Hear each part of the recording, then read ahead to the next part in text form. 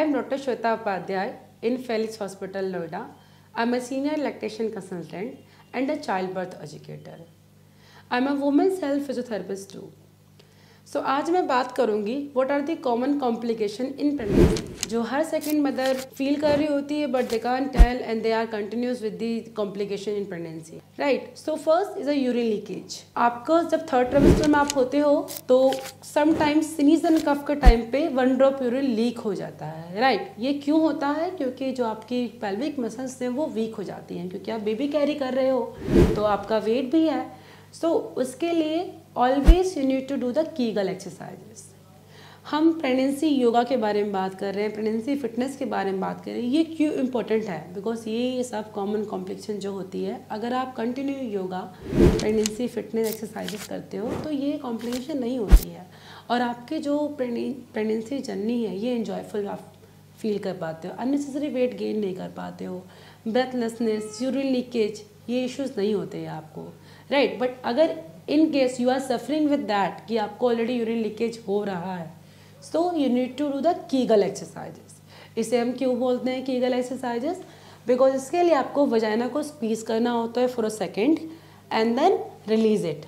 Squeeze your vagina, hold 5 second, 1 2 3 4 5, then relax. At least आप जब घर में किचन में कुछ काम कर रहे हो, वर्क कर रहे हो, ऑफिस वर्क कर रहे हो, any time you can do this at least 5 times. आप कंटिन्यू करते रहिए, यूरिन लीकेज स्टॉप हो जाएगी। नेक्स्ट हम बात करते हैं बैक पेन के बारे में। 60% ऑफ मदर को, हमारी न्यू मॉम्स को बैक पेन होता रहता है।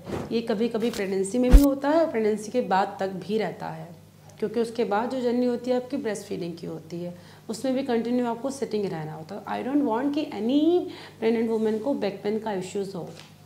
सो अगेन, अगर आपको ये इश्यूज़ हो रहा है तो you need to consult with your prenatal yoga expert and I am here in Felix Hospital to solve this problem, but still you are suffering with that. So आप कैसे करेंगे? आप बैठे हैं या खड़े हैं? आप बैठे बैठे ही अपने जो कमर है आपको बम को स्क्वीज करते हो, प्रेस डाउन कीजिए, होल्ड कीजिए, 1 2 3 4 5, then relax. So tail bone पे जो प्रेशर पड़ रहा है कंटिन्यू, वो रिलैक्स होगा। और कोई भी एक पोस्चर आपको मेंटेन नहीं करना बहुत देर तक। लाइक सीटिंग है, अगर आप 1 घंटे तक एटलीस्ट हाफ एन आवर में एक गैप लेते रहो। अगर स्टैंडिंग हो तो सिट डाउन हो जाओ, लाइक दैट। आपका सोने का जो पोस्चर है वो बहुत इंपॉर्टेंट है प्रेगनेंसी में। आप जब भी सोएं, मेक श्योर आप your shoulder joint, your hip joint and your knee joint should be in a straight line. और ये कैसे आएंगे? अगर आप खड़े हैं तो भी अपने पोस्चर को मिरर में देखो, क्योंकि मदर हमारी ऐसे हो जाती है, स्लाउस पोस्चर में हो जाती है प्रेगनेंसी में ना, तो you need to be straight. अपना जॉइंट्स को फोकस करते रहिए मिरर में देख के, तो आपका पोस्चर करेक्ट रहेगा, बैक पेन का इश्यू नहीं आएगा। नेक्स्ट थिंग, जब आप सो रहे हैं, सोना ही चैलेंजिंग होता है प्रेगनेंसी में, राइट। तो जब आप सो रहे हैं तो अगर नीडफुल लगता है तो दोनों नीज के बीच में आप एक पिलो लगाइए। सो आपका जो knee joint, hip joint, shoulder joint should be in straight line. जब पिलो लगा लोगे एक स्ट्रेट लाइन में हो जाए। अगर लगता है तो बम्प के नीचे एक पिलो को लगाओ, अदरवाइज एक चादर को फोल्ड करके लगा लीजिए। सो आपका पोस्चर बैलेंस हो जाएगा, बैक पेन का इश्यूज नहीं आएगा। और अगर ज़्यादा है तो you need to consult with your pregnancy expert and the yoga expert, right. Next बात हम करेंगे स्वेलिंग की। स्वेलिंग भी बहुत कॉमन है, आती है जाती है, ऐसा नहीं है कि हर प्रेगनेंसी में आती है, राइट।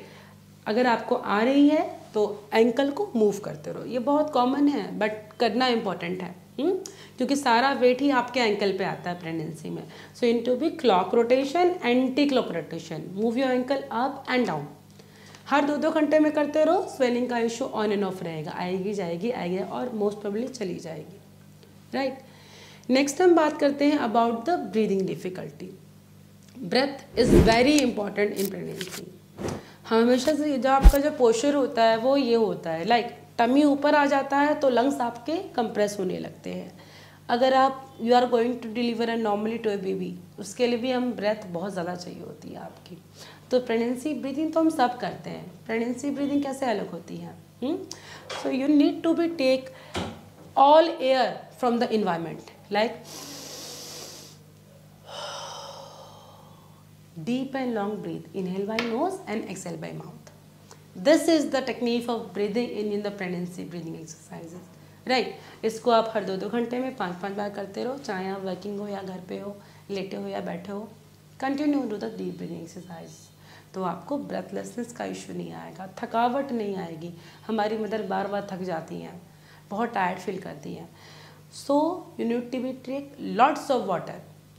ईचिंग का जो इशू आता है बहुत कॉमन है, मुझे ईचिंग हो रही है, मॉइस्चराइज़र तो आप लगाए ही, लॉट्स ऑफ मॉइस्चराइज़र लगाओ, बट पानी बहुत इम्पोर्टेंट है। पानी पीते रहो, बॉडी को हाइड्रेटेड रखो, हर 2-2 घंटे में गिलास पानी पियो, कम से कम 4 लीटर पानी पीने की हैबिट डालो। इतना हाइड्रेशन मेंटेन करोगे तो ईचिंग का इशू होगा ही नहीं, right? So you need to be take these 5 points is very important. Like if you are suffering a urinary leakage, do the Kegel exercises.